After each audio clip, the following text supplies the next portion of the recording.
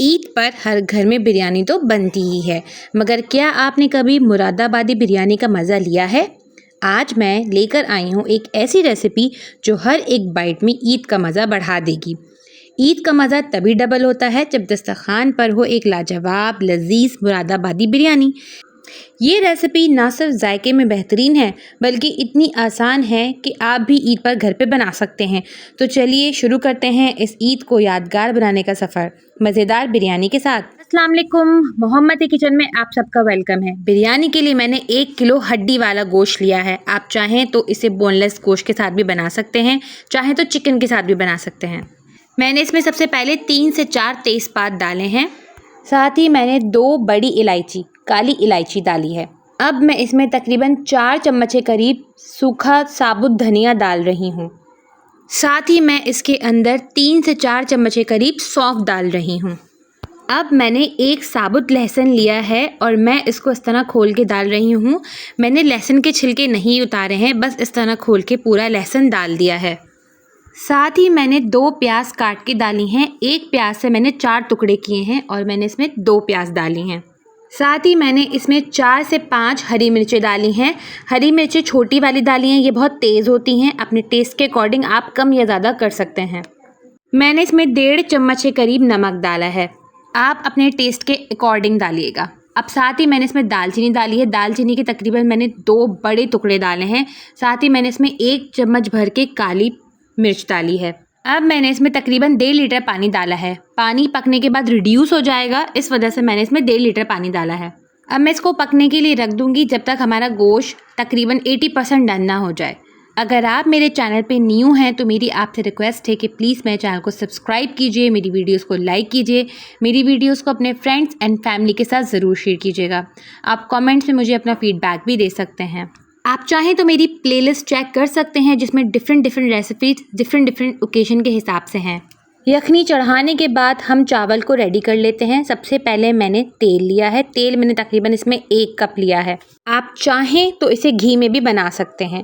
साथ ही मैंने 2 medium size की प्याज ली हैं और उन्हें लच्छों की तरह काट लिया है। प्याज को हमें गोल्डन ब्राउन करना है और गोल्डन ब्राउन कलर आने पे हमें इसको निकाल लेना है।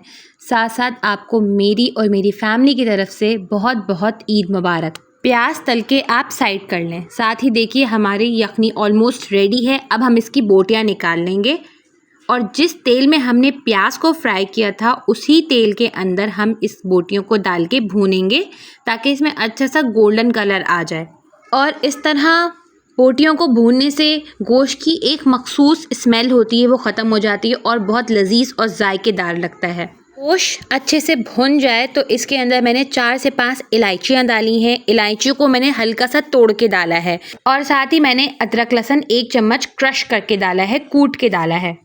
अब हम गोश्त, अदरक लहसुन, इलायची को डाल के अच्छे से भून लेंगे एक अच्छा सा अरोमा आने तक। और जब गोल्डन कलर आ जाए तो मैंने इसमें दही के अंदर हरी मिर्चें कूट के डाली हैं। 250 ग्राम मैंने दही लिया था और उसके अंदर 7 से 8 मिर्चें मैंने कूट के डाली हैं। मिर्चें आप अपने टेस्ट के हिसाब से कम या ज़्यादा कर सकते हैं। अब मैं इसके अंदर चावल डालूंगी। चावल मैंने 4 कप लिए थे जो मैंने पहले से भिगो दिए थे 20 मिनट के लिए। ये बासमती राइस हैं, ये सेला चावल नहीं है। मैं बासमती राइस की बिरयानी बना रही हूँ। अब मैं इसमें यखनी डाल रही हूँ। बोटियाँ मैं पहले ही ऑलरेडी निकाल चुकी हूँ। मैं इसमें अब यखनी डाल रही हूँ। अगर आपकी यखनी कम हो तो आप इसमें पानी ऐड कर सकते हैं। अगर यखनी ज़्यादा हो तो आप यखनी थोड़ी सी रोक लीजिएगा। आपको यखनी इतनी डालनी है कि चावल डालने के बाद इसमें हमारी उंगली का एक पोर ऊपर यखनी रहनी चाहिए। ये एक परफेक्ट मेजरमेंट है, या अगर आपको जो मेजरमेंट बेस्ट लगे आप उसी मेजरमेंट से अपने चावल बनाइए। मैं इसमें आधा चम्मच के करीब नमक डाल रही हूँ क्योंकि ऑलरेडी यखनी में मैंने 1.5 चम्मच नमक पहले ही डाला हुआ था। आप अपने टेस्ट के अकॉर्डिंग नमक कम या ज़्यादा कर सकते हैं। अब तेज़ आंच पे इसको पकाइए ताकि यखनी सूख जाए और चावल हमारे गल जाएं। जब ये ड्राई हो जाए तो इसके ऊपर जो हमने प्याज फ्राई करके डाली थी हमें वो डालनी है। ये वही प्याज है जो हमने स्टार्टिंग में फ्राई करके बाहर निकाल ली थी। अब मैं इसमें 1 चम्मच के करीब फूड कलर डाल रही हूँ। इसमें फूड कलर ज़्यादा नहीं जाता, बस 1 चम्मच के करीब मैंने फूड कलर डाल के इसको दम पे रख दिया था 15 से 20 मिनट के लिए। अब हमारी खिली खिले मुरादाबादी बिरयानी रेडी है। इतनी लजीज, इतनी शानदार खुशबू के मेहमान दीवाने हो जाएंगे। ईद की दावत में ये अपने मेहमानों और अजीज़ों को ज़रूर खिलाइए। ये रेसिपी आप ज़रूर ट्राई कीजिएगा और मुझे कमेंट में फ़ीडबैक ज़रूर दीजिएगा। मैं आपके कमेंट्स का वेट करूँगी। अब चलती हूँ, मिलूँगी किसी नेक्स्ट रेसिपी में इस दुआ के साथ, अल्लाह ताला हम सब के दस्तरखान हमेशा आबाद रखे। आमीन सुम्मा आमीन। अल्लाह हाफ़िज़। ईद मुबारक।